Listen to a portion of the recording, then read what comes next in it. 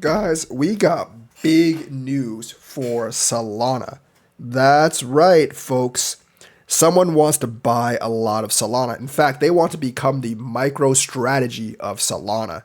Now, I'm not saying this is a great plan. I'm not even saying it's a good plan. For all I know, it could be a really stupid plan. But I'm saying that someone wants to do it. Who is it? Well, let's take a look. They are called DeFi Development Corporation. They're adopting a strategy similar to MicroStrategy's, aiming to become the MicroStrategy of Solana. Now, this is much riskier than what Michael Saylor is actually doing, and that is obviously because Solana is a much riskier market, being a much smaller market cap coin and much more volatile, and it's gone down multiple times. They are raising capital, likely through security sales, to accumulate SOL tokens and potentially operate validators on Solana network. Now, this would actually be pretty refreshing because one of Solana's problems is the validators are too dependent on the Solana Foundation financially, and this would kind of solve that problem because obviously DeFi Development Corp is going to have money and they're not going to be dependent on the Solana Foundation for financially. This approach is designed to provide investors with exposure to Solana while potentially earning staking rewards.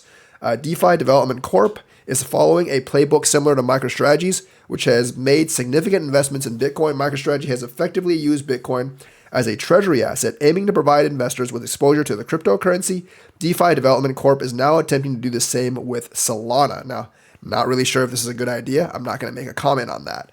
The company is seeking to raise up to $1 billion through the sale of securities. This capital will be used to acquire Solana tokens, aiming to become a significant holder of SOL in the long term.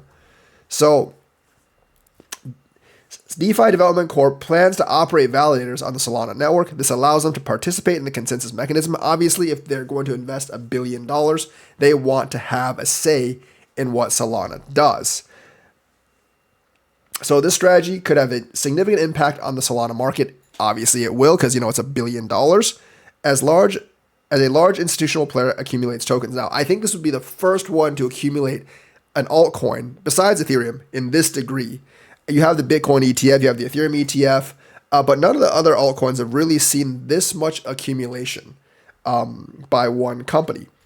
So they're trying to become like the MicroStrategy of Solana. They're betting that Solana is going to be dominant, which might be a pretty good bet.